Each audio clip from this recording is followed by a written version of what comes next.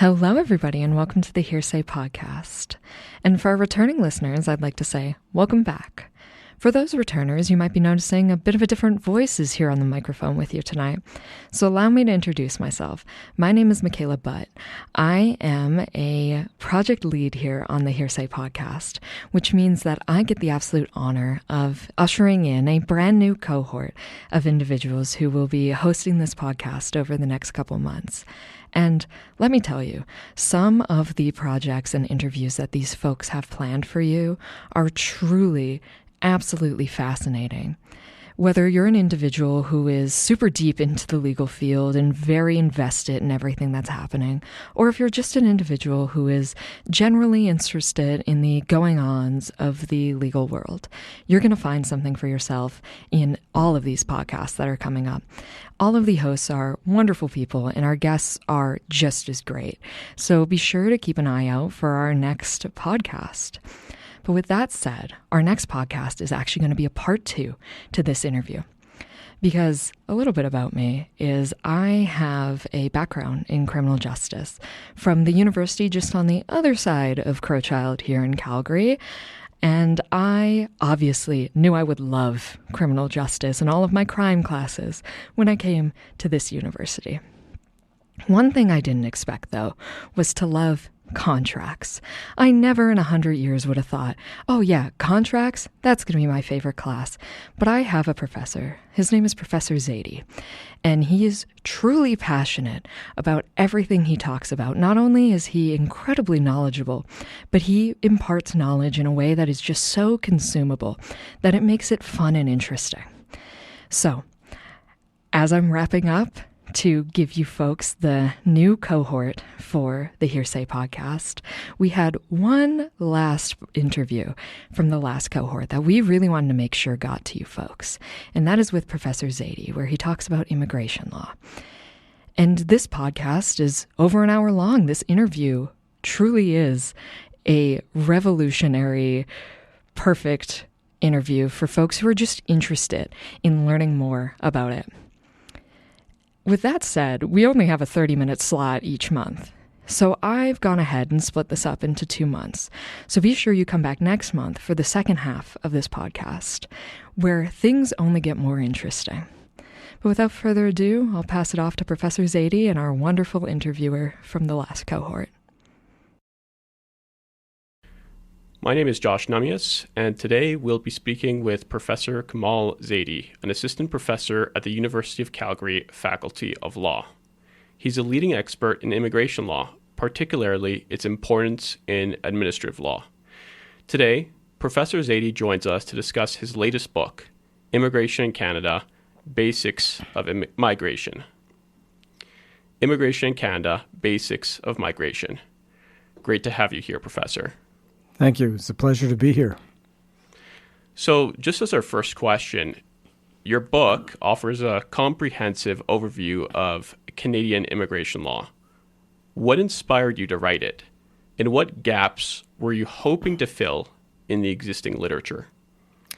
The reason why I wrote this book is because I wanted a brief, concise overview of Canadian immigration law and policy, so that the average reader can appreciate the system that we have in this country, not as a thick, large textbook, encyclopedic in its vision, but just something that any layperson can get their hands on. And it's a concise overview of all of the issues and frameworks that we see in immigration in Canada today, which is often misunderstood by many people. And the gaps that I'm trying to fill here include just ignorance of the process of immigration and just how Canadians are very much tied to immigration in everyday life. We meet people who are constantly on the move. They're migrating, or they are moving within the country itself, something that we call internal displacement, but also meeting people from overseas, from other countries. And when Canadians travel themselves, they become migrants as well. So it's really important to fill the gaps in knowledge in terms of status requirements, in terms of traveling, the importance of documentation, and meeting the legal prerequisites of entering any country legally. And what happens if there are situations where people are not following those processes? What kind of laws and policies do we follow? What kind of programs do we have in place so that Canadians can become more aware of not only the people they meet, but the people they work with? Great. Can you give us a bit of a history of the development of Canadian immigration law? Yes. Well, we are a land of immigrants, and just very similar to the U.S. So our immigration history actually, it goes way back thousands of years to the indigenous people. And if you study the archaeological, anthropological findings and researches from the past, indigenous peoples also migrated from Asia to North America and then South America. That was the first major migration into the Western world. Then, of course, we have, thousands of years of history, hundreds of years of colonialism from European countries as a different type of migration that led to, of course, conflict and, the rest of history that we know about in terms of colonialism. But then you have, especially in the 1800s, maybe from the 1600s to the 1800s, you have this immigration system forming slowly from the British system of migration, where you had Commonwealth countries. Canada, of course, was one of them, having migrants being invited and then, of course, settling into parts of Canada, which was also evolving as a nation. And as Canada evolved from the east to the west, more and more migrants came to settle in this country, not forgetting, of course, people from the United States also migrated here as well. So in the 1800s and especially 1900s, you see mass migration movements, particularly from different regions of the world. And today, of course, if you look at the kaleidoscope of different communities in Canada from, East Coast to West Coast, we have a plethora of so many different ethnic groups and linguistic groups and cultural, religious groups from all parts of the world. But having said that, we still take in migrants from specific countries that we tend to favor over other countries. And to this day, we make that determination, that assessment of who migrates to Canada, who gets the chance to settle in their life here. So how has Canada's approach to immigration evolved, particularly in the last 10 to 15 years? Yeah, that's a very good question. It has changed over the years from targeting specific work visas and permits, focusing mainly on economic measures, on ways to, fulfill labor needs in Canada, to more personal forms of migration where you're dealing with family reunification, for example. And not forgetting, of course, the intake of refugees from different parts of the world that have been affected by various conditions, whether it's war, whether it's famine, disease, could be natural disasters, that's more short term. But we have seen a great influx of refugees from different parts of the world. We look at Syria, we look at Ukraine, we look at Haiti. We have different countries that have been affected in certain ways. But the policies have changed, in terms of focusing more on economics than anything else. Economic migration is vast in this country. It represents the majority of migration. But having said that, the Immigration Refugee Protection Act, which is the main piece of federal legislation in Canada, has in its preamble its objectives of serving family reunification, building a diverse country, a bilingual country with many different ethnic groups. That includes settlement programs in all parts of Canada. And so our policies have shifted in terms of the needs of Canadians and various provinces and territories.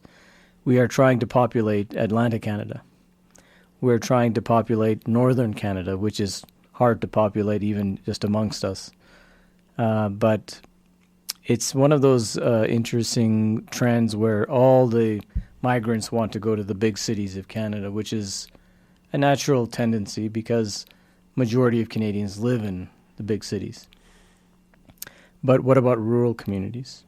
Rural programs are offered to many different migrants to settle in small towns, and also in the northern communities of, Northwest Territories and Nunavut. Then there's the Atlantic Canadian provinces that need people desperately in terms of labor shortages, in terms of just all professions.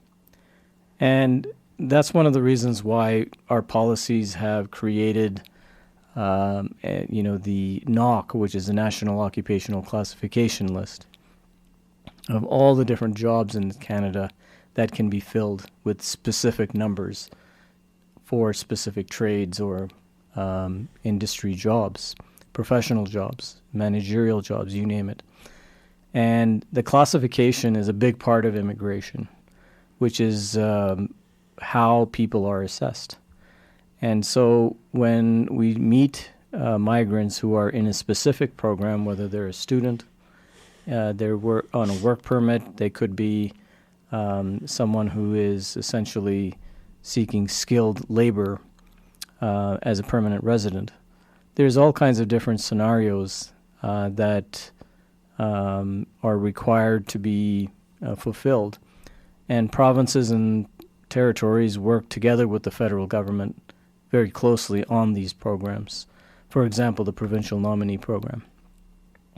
And I think it's a great diversity of topics to discuss in migration in general because it changes every year. And the needs and wants and expectations of Canadians need to align with global trends. And that's what any country faces, including Canada. But we are a popular destination country because of our stability, because of our pretty strong economy, and the fact that we have the rule of law still governing, which you don't really find in many parts of the world. How does Canada balance its economic objectives with some of the more humanitarian goals that it has in terms of immigration? Yeah, that's a good question. It is a balance, and the idea is we want to seek economic stability and gain through the recruitment of skilled labor, of skilled personnel who can fill in the jobs left behind by changing demographics. We are getting older. We are losing people. We are not replacing our population enough, which is why we have immigration quotas. But they are quotas. And in addition to seeking economic stability and gain, we're also trying to accommodate for humanitarian causes as well. And that's why we also invite refugees. Again, there's a quota on that too. But different parts of the world experience different types of events. Ukraine is a good example of that because of the current war going on with Russia. That has encouraged a lot of insight into how Canada can take in Ukrainian refugees. And that's just one example. There have been so many different refugee groups, from the 60s and especially in the 70s. Very prominently, the Ismaili Muslims from East Africa, whom were kicked out of Uganda by Idi Amin. They came in the 70s.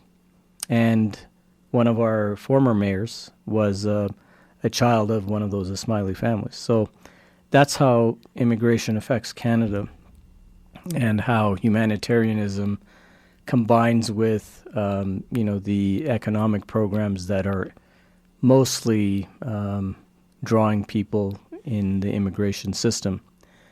But there's no question that when you go to any restaurant, you go to any store, any place of business in Canada, many of the workers are migrants from different countries. And that's because we invite people to be a part of our economy, but also of the fact that Canadians tend to leave their jobs and are much more mobile than other migrants. And that creates workplace difficulties, and job stability becomes a problem. And so you have this constant balancing act, depending on who's in power in Ottawa, to favor certain principles or policies for taking in refugees, asylum seekers, versus economic migrants, or even international students, for example, which has become a big issue in today's world in Canada, not to mention other parts of the world.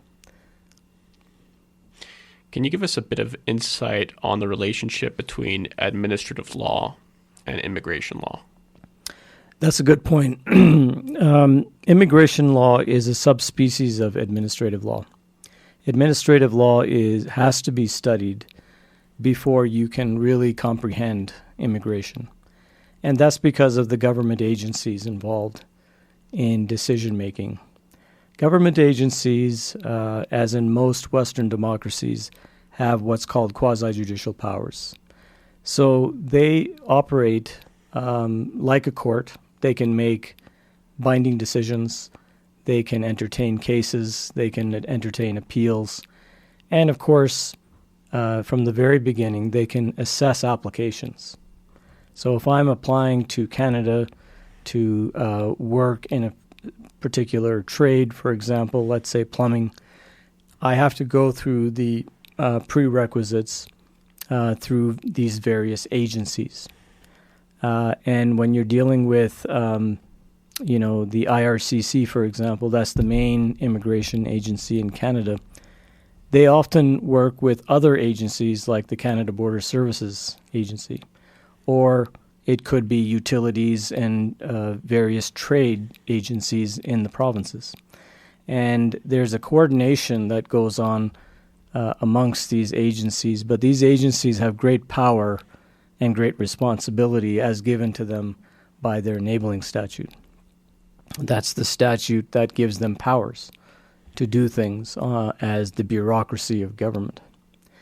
The executive branch, as a ruling government, cannot do everything on its own, and so it delegates power to these agencies. Once you understand that administrative setup, not to mention their procedures, their processes, and their system of appellate procedures and making decisions, that can eventually lead to a court for judicial review applications to see if the agency actually followed the rule of law. Not to mention deal with a very important part of administrative law, which is procedural fairness. And that means that the agencies are following constitutional principles, but also the rule of law in common law. And so it's a good way of checking and curbing the behavior and conduct of agencies by the courts.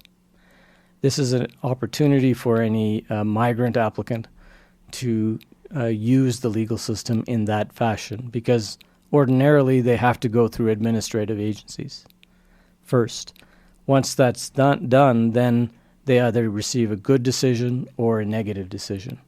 If it's a negative decision, then they can go through agency procedures. And they have to go through these agencies which have their own internal procedures to resolve that particular outcome.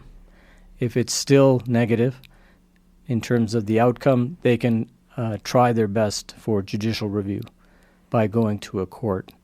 And that's the connection between the migration agencies in Canada and the court system. That's the connection right there. Not to mention the fact that there are multiple forms to fill out that are government forms. They contain information which should be based on truth and facts, but often requires a great deal of evidence. So in that sense, it's very similar to civil litigation, where you have a trial or you have some dispute in progress, and there is disclosure of various forms of evidence. That plays a big role in immigration applications. But the connection lies between the agencies and the court system and how that fulfills the mandate of Parliament, which is the main overseer of immigration in Canada. So what value does legal training or lawyers in general have to those seeking to migrate to Canada? The thing about lawyers is that they represent just one of the representatives of their client applicants who are coming from different parts of the world. Their legal training enables them to understand the administrative setup of government, but also how the agencies work and how the courts work in the midst of all of this. That framework is important to understand that many migrants might have to use the legal system for their own means. And that's usually when there's a negative decision. If there's a positive decision, then there's nothing to do. But there is a conscientious view of, what legal rights migrants have in this country by not being a citizen. And that needs an understanding, or that requires an understanding of constitutional law, administrative law, immigration law, and human rights law. International law actually plays a big role in domestic immigration. So when you look at international law, the reception of international law is such that we, as a country, we sign treaties with other countries. Those treaty rights usually bind those countries that ratify those treaties. So international law actually trickles down into domestic Canadian law. And we see that with Indigenous claims. We see that with migrant claims. We see that in many forms of expression in the law. And so when we're dealing with legal training of individual representatives, they play a huge role, not only in terms of representing their clients at hearings, but it could be in an appeals, it could be a part of disclosing evidence, it could be arguing or counter-arguing cases when there's, say, a cross-examination going on. And agencies actually fulfill many of those court roles. That's why they're considered quasi-judicial. So a lawyer can really expertly guide a client through all of these procedures, especially an agency hearing, which is very similar to a court. And so there's a great deal of overlap between what goes on in Canadian courts and agency hearings. They're very similar, but of course they are different creatures. You have a court, which is the member of the judiciary, and you have the agency, which is a member of its own branch of bureaucracy created by the legislature, through statute. But the legal training is important. The second type of representative is the immigration consultant. They're not lawyers, but they are also licensed through their Ottawa-based agency. They provide advice to clients too.